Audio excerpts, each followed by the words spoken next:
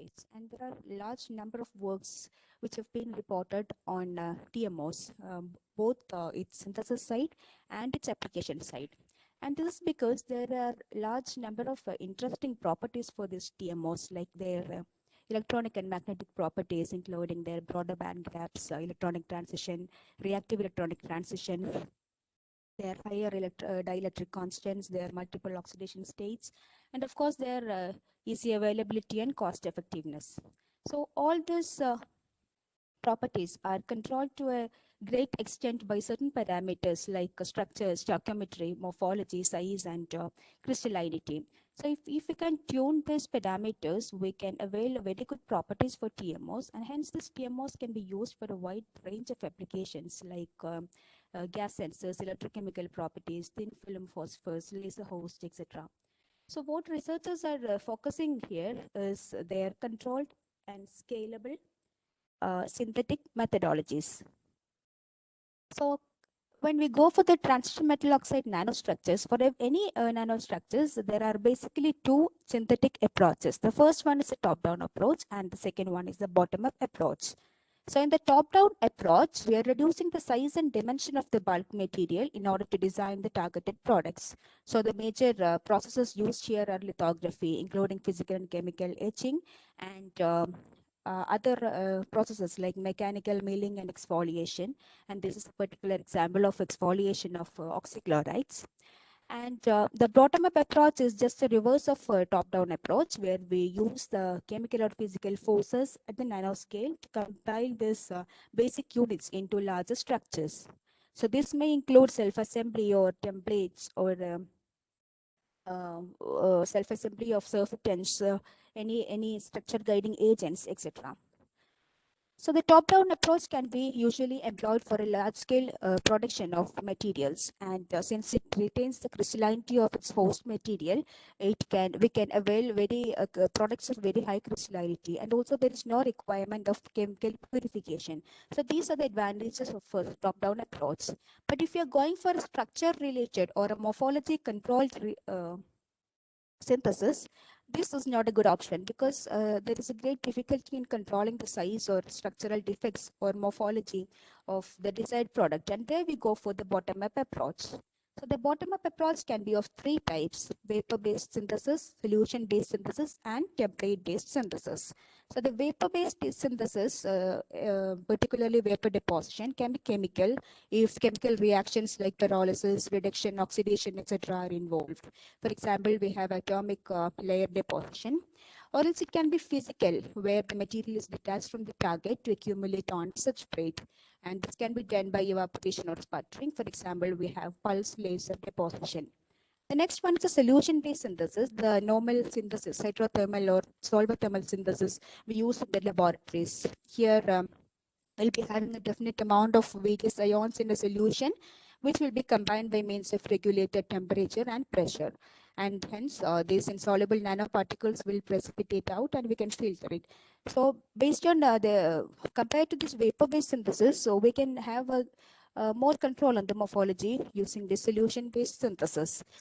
But still we need toxic or explosive nature of the chemicals, and since which limit its applications. And the next one is template-based synthesis, which is actually an advancing technique in the synthesis of transition metal oxides, because it is very cost effective and we can have a very good control on the morphology and structure of the nanomaterials. And the highlight of this method is the synthesis of highly ordered mesoporic nanostructure particularly. So we are focusing on the template assisted synthesis techniques. So this particular technique has been introduced in early 1900s by the synthesis of zeolites using tetramethyl ammonium hydroxide as structure guiding agent. So scientists have known that we can use a particular template or a material as a structure guiding agent to prepare the material of desired properties. So the major thing that happens in a template assisted synthesis is the template itself.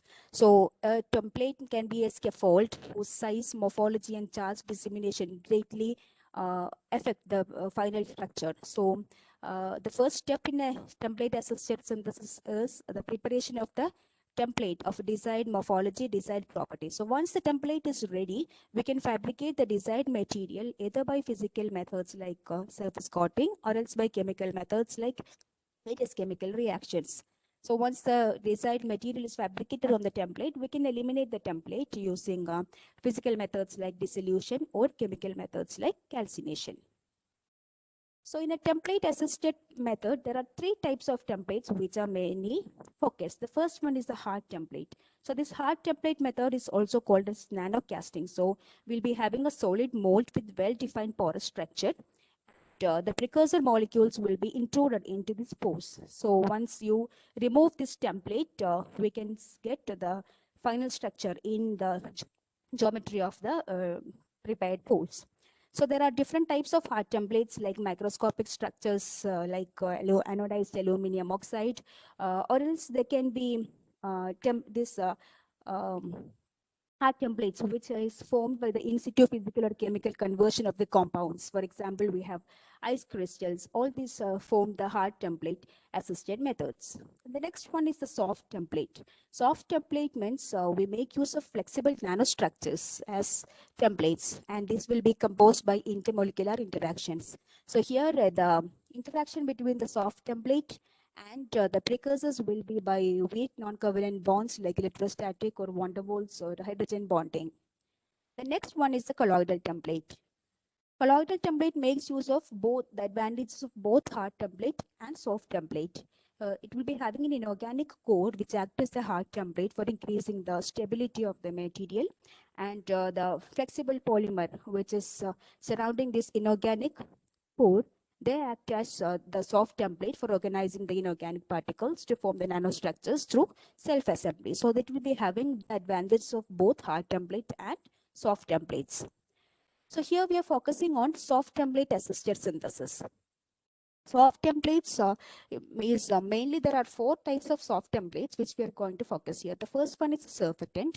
The second one is a block polymer, and the biological polymers and interface. Sorry, biological templates and interface. So in every soft template assisted synthesis, there are several synthetic strategies which is adopted. So suppose this is the final structure which can be prepared from this corresponding counter structure. So there are three types of synthetic strategies which can be adopted. The first one is the cooperative assembly. That means the soft template, for example, here we say surfactant. The surfactant and the precursor will interact together. There will be an assembly of surfactant and the precursor, which occurs concurrently in many of the reactions, and using weak intermolecular forces, as we said before. It then integrates into bulkier structures, and eventually it develops a liquid crystalline phase caused by the precursors, which precipitate out of the solution, and by the removal of this template, we get the final structure. The next one is liquid crystal templating, where the surfactants or the soft template itself undergoes a liquid crystal formation without the addition of precursors, and then we add precursors, and like previously we get the final structure after the template removal. And here the problem is we need to have a very high concentration of this soft templates, because the first phase is without the addition of precursors itself, they are undergoing a liquid crystal formation. So mainly that is and it will give more viscosity to the solution and thereby limiting its application.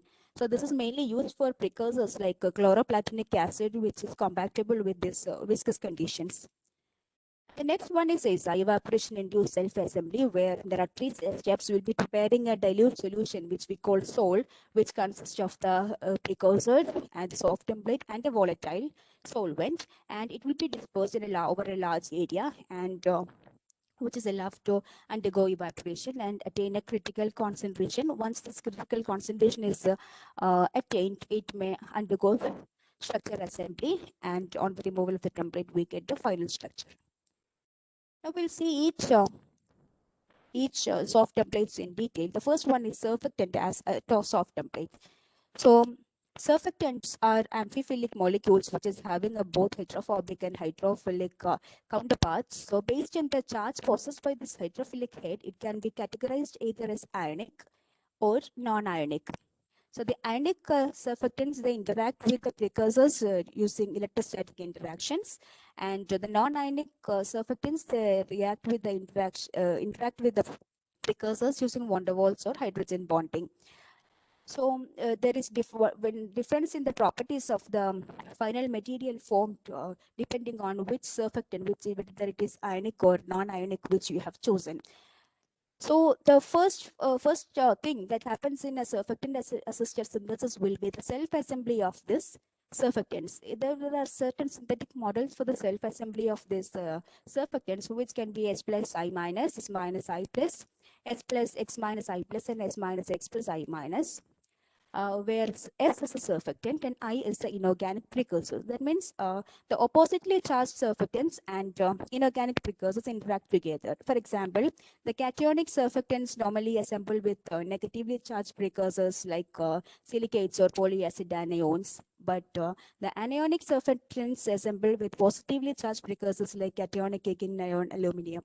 So if both surfactants and inorganic precursors are having the same charge, we'll have to use a mediator of the opposite charge, like their counter ions.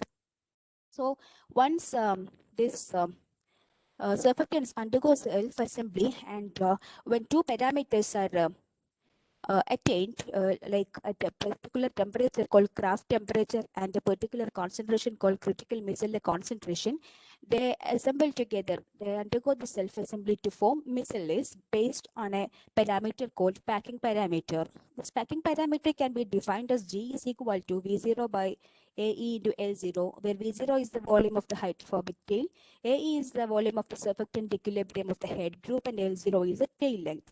The importance of this G value is that based on this G value, there's a change in the extent of curvature of interface between micelle and solution.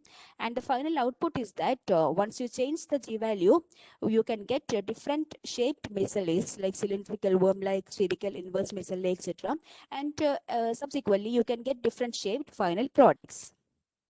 So when we go for the literature, you can see that there are several transition metal oxides which have been prepared using these surfactants as the structure guiding agents. So in the same transition metal oxide itself, you can see that only by the change in the surfactants, by keeping all the reaction parameters same, only by the change in the surfactants, they get completely different morphologies. So a judicious choice of surfactant is a very important step when you go for a surfactant assisted synthesis. The next one is a block copolymer assisted synthesis. So block copolymers are high polymers composed of two or more chemically discrete polymer chains which are combined at the ends by covalent bonds. So it can be self-assembled to a wide variety of ordered structures. So since there are different blocks present with diverse properties, they can be easily molded into different morphologies. So the first step is the micelle formation itself, onto which we have the precursor addition. And once the precursor addition happens, they undergo self-assembly, and the removal of the template gives us the structure of our choice. So when we go for the literature, we can again see that there are transition metal oxides from 0D, starting from 0D nanoparticles to 3D earthen-like structures or flower-like structures, which have been prepared by use of different block copolymers. The next one is the biological templates. Biological materials are soft templates. Biological materials will be of advantage because it is naturally available. Many molecules like biomolecules or unicellular organisms, complex tissues, they all can be used. Different shaped biological materials can be used as templates for conducting the reactions. So once we add the precursor onto this, it undergoes chemical treatment and we get the replica after the template removal. So this biological templates has also been used for the preparation of a large number of transition metal oxides of varying geometry. We can see 0D, 1D, 2D, 3D. Every morphologies are possible once we accordingly select the biological template. And next one is the interface. Interface is just an advanced technique for the preparation of transition metal oxides. Even if there are very less number of reported works on this interface assisted synthesis, it is an upcoming method. we can see only recent reports on this interface assisted synthesis. So interface means it can be air liquid, air solid, liquid liquid, liquid solid. So in the case of transition metal oxides, this liquid liquid interface assisted synthesis predominates. So you'll be having two immiscible liquids in which the precursors will be present, and in between these two immiscible liquids we can see an interface is developed which afford a unique non-equilibrium environment with enhanced surface energy for the assembly of precursors. So first what happens is this precursors from either from both the liquid phases will diffuse onto the interface, and the reaction is actually taking place, initiated at the interface. So the product may either retain at the interface, or else it can go to different in any of the phases depending on the polarity and the molecular mass.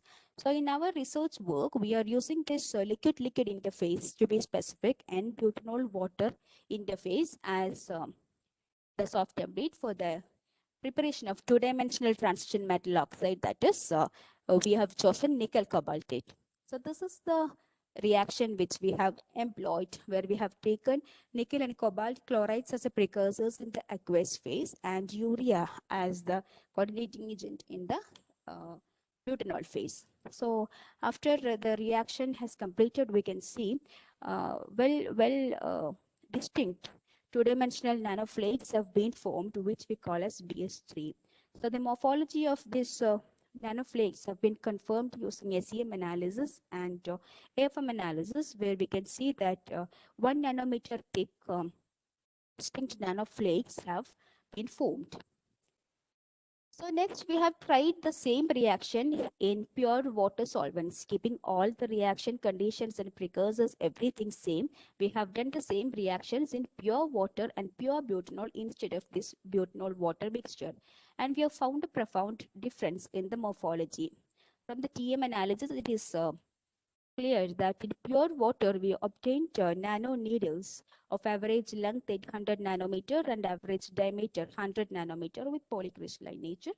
And in pure butanol, we obtained interconnected networks. But in between, that is 1:1 ratio of water is to butanol, we obtained distinct nanoflakes. So we have understood that there is role for this solvent in the morphology control. So we have tried the intermediate solvent ratios starting from pure water, 100% of water to 100% of butanol. And when we have gone for the SEM analysis, we could see that when we go from pure water and to pure butanol, there is a gradual change in the morphology starting from needles to interconnected networks, and only in between this 1:1 ratio BS3 we were obtaining that distinct nanoflake-like two-dimensional structure, which is of our interest. So when we have gone for the FTIR and XRD analysis, the data showed that in the water-dominated systems, apart from the peaks of nickel cobaltate, pure nickel cobaltate, the nickel cobalt hydroxide peaks also were present. So that means in those systems, we need an extra annealing step to completely convert into nickel cobaltate. But in the case of BS3, we are obtaining nickel cobaltate itself. So this is the IDAX analysis of normalized nickel composition and normalized cobalt composition. And we know nickel cobaltate is NiCO2O4. That 1:2:4 stoichiometry is maintained only by this BS3 sample, that 1:1 ratio sample. And from the elemental analysis, we have understood that there is a uniform distribution of nickel, cobalt, and oxygen throughout the sample.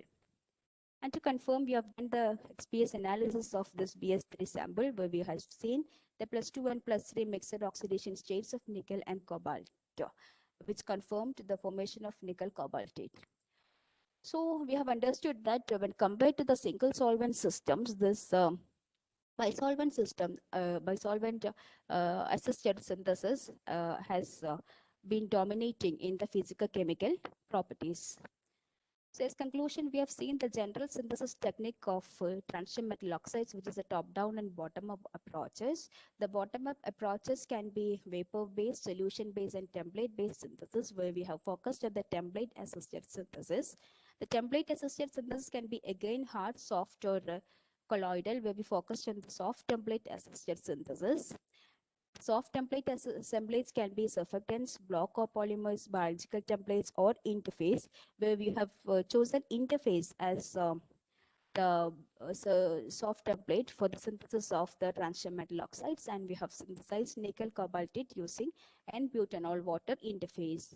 So we have seen the dominance of the sample BS3, that is 1:1 ratio of nickel, butanol is to water, to be dominant over other samples. Some certain preferences.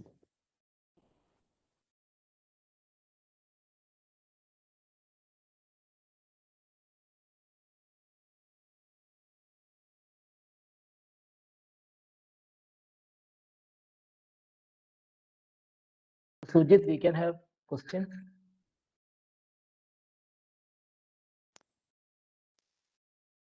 Rasha.